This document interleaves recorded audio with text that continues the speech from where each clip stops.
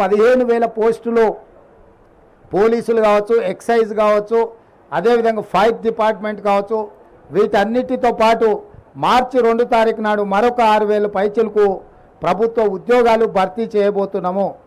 మేము ఏదైతే 2 లక్షల ఖాళీలను భర్తీ చేస్తామని చెప్పినామో ఇలా గర్వంగా 25,000 ఉద్యోగాలు మేము భర్తీ చేసినామని ప్రజలకు కనిపించే విధంగా, కుళ్ళుకుంటున్న వాళ్ళకి వినిపించే విధంగా ఎల్బీ స్టేడియంలోనే వేలాది మంది సమక్షంలో నియామక భర్తీల పత్రాలు వాళ్ళ చేతికి అందజేసినాం.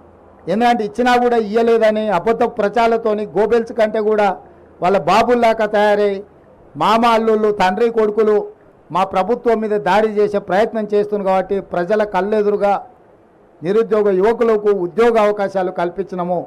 శ్రీధర్ బాబు గారి నేతృత్వంలో ఐటీఐలను ఈరోజు స్కిల్ యూనివర్సిటీస్గా మార్చి 65 ఐటీలను 2,000 కోట్లతోని నైపుణ్యాన్ని అభివృద్ధి చేయాలని ఈరోజు తెలంగాణ రాష్ట్రంలోనే 10 స్కిల్ యూనివర్సిటీలను ప్రారంభించి గ్రామీణ ప్రాంతాలలో ఉండే చదువుకున్న నిరుద్యోగ యువకులకు నైపుణ్యాన్ని నేర్పించి ఆర్థికంగా బలపడే విధంగా ఉద్యోగ ఉపాధి అవకాశాలు కల్పించే విధంగా ఈరోజు మా రాష్ట్ర ప్రభుత్వం ప్రణాళికలు చేపడుతుంది.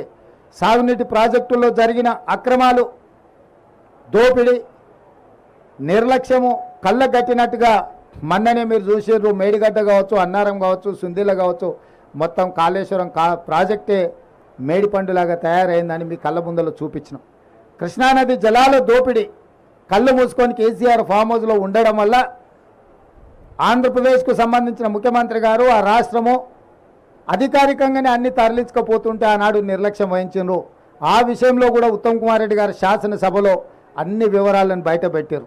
రాష్ట్రం అప్పుల పాలైంది, 7 లక్షల కోట్ల రూపాయల అప్పులు తీసుకొచ్చి రాష్ట్రాన్ని మొత్తం దివాలా వేయించిండని, అదేవిధంగా విద్యుత్ విషయంలో కూడా జరిగిన దోపిడీని, చేసిన తప్పులను ఉప ముఖ్యమంత్రి గారు బట్టి విక్రమార్క గారు కూడా ప్రజలందరికీ వివరించే ప్రయత్నం చేసింది. నేను ఎందుకు ఈ వివరాలన్నీ చెప్తున్నా అంటే 10 సంవత్సరాలలో 60 సంవత్సరాల ఉమ్మడి రాష్ట్రంలో సమైక్య పాలనలో కూడా జరగనంత అన్యాయము, దోపిడీ, నిర్లక్ష్యం ఈ 10 సంవత్సరాల చంద్రశేఖరరావు గారు పాల్పడ్డారు. ఆ వివరాలన్నిటిని ప్రజలకు మేము పూర్తిగా వివరించినాం.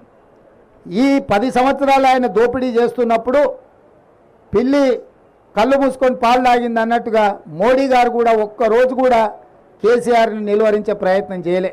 ఈరోజు బీజేపీ వాళ్ళు అంటున్నారు మాకు సిబిఐకి మేము తెలుస్తామని. 10 సంవత్సరాలు మీరే ఉన్నారు కదా, సిబిఐ మీదే, ఈడీ మీదే, ఇన్కమ్ ట్యాక్స్ మీదే. సింగిల్ కేసు అయినా కేసీఆర్ కుటుంబానికి వ్యతిరేకంగా మీరు ఎఫ్ఐఆర్ చేసిందా? ₹1 అవినీతి మీదైనా మీరేమన్నా విచారణ చేపట్టిందా? ప్రతిపక్షంలో మేము ఉన్నప్పుడు పదే మీకే అధికారికంగా ఫిర్యాదులు చేసినాం, కోర్టు నుంచి కూడా ఆర్డర్లు తీసుకొచ్చిన నేను, కానీ ఏ రోజు కూడా విచారణ చేయలే.